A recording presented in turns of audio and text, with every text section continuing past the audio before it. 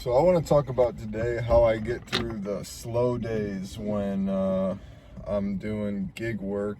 I work primarily for DoorDash, Uber Eats, Grubhub, a little bit of Amazon Fresh through the Flex app. I do a little bit of catering. I do, what else? A couple more apps, Spark. I don't really, those are the main ones. It's really slow today. Like right now, I've been out, including my commute time to where I typically work. I've been out for an hour and 10 minutes so far, and I've made $5. I did test something. I waited in a spot that I normally don't wait. I have declined a couple of offers because they were taking me out of my zone. I'm probably being more selective than I should be right now because, I mean, there were 0 tip offers taking me outside of my zone. I'm not platinum anymore, so I don't really want to be taken out of my zone. I don't know. Whatever. Basically, what gets me through these days is my spreadsheets. So I keep track of all the money that I make, and I hope I don't get an order while I'm fucking recording this video because I don't want to have to edit shit. But I track all the money that I make on a spreadsheet. I have a video somewhere, I don't know what the fuck it's called, but I have made some videos. They're really boring, but I've shown my spreadsheets on YouTube. Obviously nobody's seen these videos because nobody even knows I exist. But keeping track of my hourly earnings, an accurate log of my hourly earnings, gets me through these slow times. Knowing your nut, right? You've heard that before probably from someone, to know your nut. And here we go. Let's see if this order is any good. And if I'm gonna have to fucking stop talking here. DoorDash ride for approval. It's good enough, but because I want to fucking keep recording, I'm just gonna fucking let it go. So, keeping track of everything, knowing your nut, right? So, it takes some work to get this figured out, but you have personal expenses, right? You have to pay rent and all your shit. You need to know how much you have in expenses, right? So you need to know, what does it cost you to feed yourself, put a roof over your head, and do all those things. And you really need to know that number pretty well, right? And I have certain strategies and things that I use to get an accurate assessment. I'll talk about that in future videos. But once you know your nut, you need to know how much gross revenue through delivery or rideshare or whatever that you do. You need to know how much you need to make through delivery in order to cover that. Because as you know, gross revenue through when we get paid on DoorDash or whatever, they're paying you out straight, but they're not including the maintenance and depreciation and gas and all those things that you have to figure the costs out. That's on you to figure it out, and they do not help you. They do not teach you anything about that. They don't teach you what's your cost per mile. They don't have a calculator for it. They don't do nothing. DoorDash ride for approval. They're sending me the same order back. I want to record this video. So I got a notification. So that's on you to be able to figure that out. But you need to be able to take your nut and then do some reverse math, basically, to figure out what you need to produce in gross revenue in order for you to pay your maintenance, pay your gas, pay the depreciation, you know, all the things that come out from the business side, all the business expenses, you have to be able to pull all those out, put those taxes aside, the money for taxes. You need to be putting that money aside. You can't just wing it until tax season, and then, you know, you're at that point, you're always going to be behind. You're always going to be stressed the fuck out on just paying just for your basic necessities. Like, I'm not saying I don't fucking stress, you know what I mean? Like, I want to, you know, make more money and whatever, and, you know, grow my income and shit like that. And I stress about that, like, oh, what am I going to do to grow my income? And, you know, am I going to start a YouTube channel? Am I going to fucking, you know, whatever bullshit, right? I stress about that, but I don't have to stress about, like, my basic bills anymore, you know?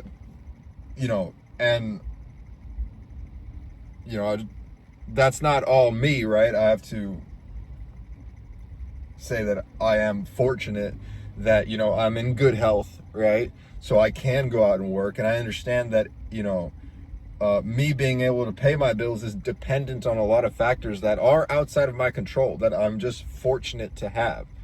You know, and not everyone has the same opportunities. And that's, you know, that's just reality. That's just how it is. Yeah, I don't know. Did I explain what keeps me sane? That's what keeps me sane, is I know my nut. And then, so I've reversed everything out to where I've essentially turned my job into like a standard W-2 in a way. Like, I know how many hours, like, I know exactly how much I need in gross revenue to cover.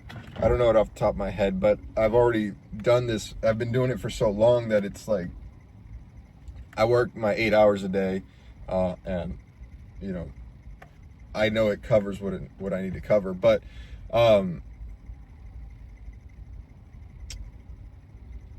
I know how much I need to make. I have the spreadsheets that tell me what I need to make. And then, like, I've already done these frameworks, so then pretty much every day is just the same thing. I show up, I do my hours.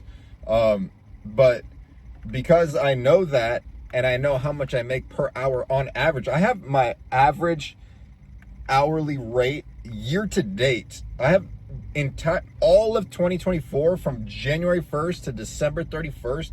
I have a spreadsheet that has every single shift that I've ever fucking done in that entire year. Accurate, very accurate. I'm talking about, I press the start button on my timer. My mileage tracker has a timer. It's grid-wise. It's integrated. That it tracks how long you've been working, and it tracks how many miles you've driven. I turn that bitch on when I start my shift, and I turn that thing off when I get to my final destination. Maybe it's to the gym, maybe it's to my house. I do deduct the commuting miles back to wherever I'm going because I'm accepting trips along the way. I think that's reasonable. You know, consult your tax person. And it's not a big deal either way. It's only a few $100 swing in taxes anyways. So I have every single shift that I've ever done in 2024 on a spreadsheet. And I also have it broken down month by month, how much I made, gross revenue, net profit, net after taxes, all that shit. I have spreadsheets for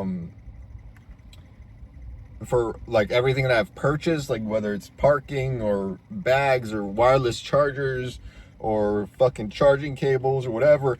All that shit's tracked. That's what gets me through these days that are really slow, is I've already planned how many hours I need to work. I used to work 10 hours a day, 5 days a week. My income has gone up with my delivery, and I didn't need that much money to pay my expenses, because I have been able to get my expenses really low. And so for me, I decided that I wanted to work 8 hours a day, 5 days a week, because I would still have more than enough to pay my living expenses and also to save money every month.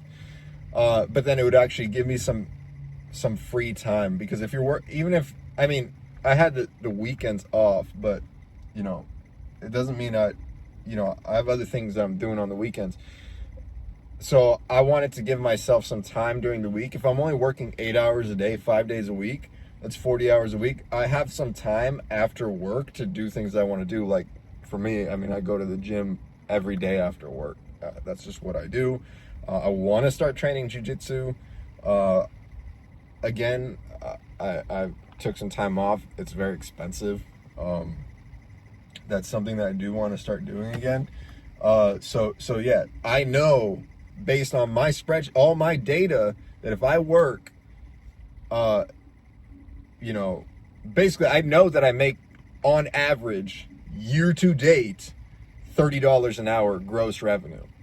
And so I know that if I just show up and do what I've been doing, I'm going to make $240 for the day in 8 hours. Now, that's after adjustments and stuff. I'm in California, so we get our weekly adjustments, and then it all averages out to $30 an hour. I don't make $30 an hour while, straight to my fucking account, while I'm here, because the adjustments come at the end of the week. But I know my numbers. So if I have a slow day, I know that shit's just gonna average it out. Like today, me sitting here fucking straight bullshitting, it's been really bad. And I think I've learned, what I've learned is that people really do binge and purge when it comes to their spending, right? Like we just had Halloween. Today is November 5th or some shit. People spent all their fucking money. I'm sure, I didn't work on Sunday after Halloween. I worked on Saturday. It wasn't that great. I also don't work evenings. I work during the day. I work basically a fucking straight 9 to 5, but I work 7:30 to 3:30. People spent all their fucking money, and then they just go oh man, I spent all that money. I can't keep ordering DoorDash. So unfortunately, that's just how this game works, is you have a ebb and flow, where if you have a really busy day, a really busy time, expect a big trough as well, because people spend all their money, and then they're like, fuck, I spent all my money. So then they fucking just stop spending for a little bit until they get their next paycheck, basically. That's kind of how people operate. I mean, it's just how it is. So here I am fucking doing nothing. I mean, I should have. That's the other thing. I think I want to kind of end it here, because that was the main gist of the video. Is that's what keeps me going on those slow days. Is I know my numbers. I know that I'm making at least $30 an hour gross. And then I right now, with the current strategy that I'm running, I'm doing $5 a mile on average. On average, $5 a mile. Year to date, it's $3 a mile, but over the past 2 weeks, two and a half weeks, I've been able to adjust my strategy to where I'm doing about $5 a mile, which is fucking insane. I mean, I've calculated my costs at 30 cents a mile. So that means for every mile that I drive, I profit $4.70. The only thing that I'm using a whole bunch of is my time. Unfortunately, that's just, what it is. I'm using, in order to be out here and delivering people the stuff that they want, it takes time. You know what I mean? There's fucking traffic. I can't teleport. You know what I mean? I got to shop for the shit. So yeah, if you find yourself where you have slow days and it just fucking sends you haywire, and I'm not saying that I don't get upset or whatever on slow days, but more and more it just has become part of the landscape for me, where it's just one of those days, whatever, it's not me, it's just the market, the way the market is behaving today. This is just what it is. You know what I mean? Today is slow, and I just have to adjust and maybe take those 0-tip orders or whatever that that was declining. Again, today I've been fucking it up because I'm not taking those orders. I probably should have, but yeah, if you are struggling with that, where like, you know, you have the good days and it's like, yeah, this is fucking amazing, I'm so glad I don't fucking work for Walmart anymore or whatever, and then you have the days where you're just like, why am I still doing this? I'm just out here making fucking $3 an hour, burning my gas, and blah, blah, blah, blah, blah, blah. Part of that is you got to fix your strategy to make sure that you don't have those days where you're making $3 an hour. You know, like, I'm not going to make, I know I don't make $5 for the first hour, but I know that's not going to be the way that my day ends. I've been doing this shit for 10 fucking years. Like, I know I'm going to make some money. But really start tracking. If you're struggling with that shit, start really tracking what you're doing and having a spreadsheet that where you can compare. You know, maybe you start tracking this shit and you're like, holy fuck, when I start tracking it, I was lying to myself. I thought I was making $20 an hour and that this was better than the job that I was working. And then you start tracking that shit, you're like, dude, I'm not making shit. On average, I'm not making shit. Even when you average in the good days with the bad days, I'm not making shit. And then you can reassess. You're like, maybe I need to get some new apps. Maybe, I mean, that's really all you can do. Maybe I can get some more apps, or I can adjust what orders I'm taking or not taking. Maybe you're being super selective. There's a lot of people that are like, oh, I gotta, you know, get what I'm worth and all this stuff. It's like, dude, there's only so much that you can expect to be paid for delivery work. You're not performing a surgery on somebody.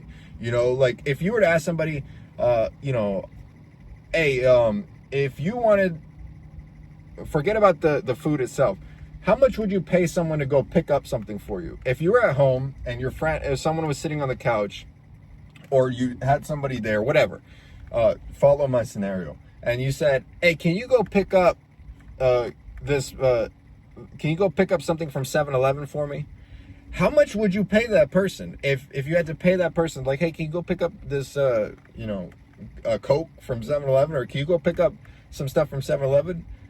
You're not going to pay them more than like a few bucks, right? Like, you can only pay them so much. At a certain point, you would just go get it yourself, right? So sitting there like, oh, I'm going to get what I'm worth, I'm only taking orders that are fucking $30 and up. Like, okay, you're not going to get any orders, because how many people are paying you $30 to go pick shit up? Like now, okay, you want $500 worth of food, catering delivered to you?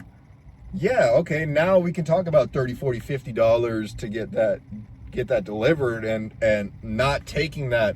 If, you know, like one of the catering companies I work for, they'll send me those orders. They sent me a $2,000 order for like $7. They wanted me to, I think it was $7. Insane. To go fucking, like, the whole car would be full of food. Then they want you to set the whole fucking thing up.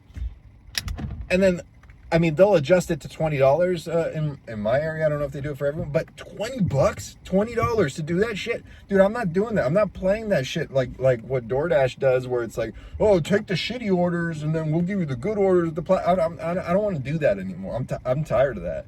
Like, I want to be my own boss, like it was advertised, right?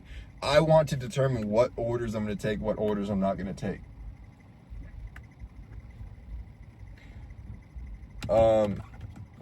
I'm really happy that I've made it through this entire video and I haven't accepted an order, so I don't need to edit this video at all. I can just upload it to YouTube. I hope I explained what I was explaining well. Know your numbers. If you're really, like, if you're having that sort of cycle where you're like, oh, this fuck this job, and you know, the whole thing, really know your numbers. That's what gets me through it. What else gets me through it? Constantly iterate, right? Like when you're out there and you're working, and something bad happens, like basically you don't make a bunch of money. I always, personally, I'm not telling you to do this, I'm saying I personally always go, okay, what did I do wrong, right? I understand that there's factors outside my control, like some days are busy, some days are not, but I'm always kind of looking like, okay, you know, here I am, I'm in UTC, And I'm like, okay, there's other drivers here. There is some orders probably coming in. You know, when it's slow, you have to really start to learn your positioning. Where exactly do I want to be? Because when it's slow, you're not gonna, oh shit. My fucking DoorDash just shut itself off.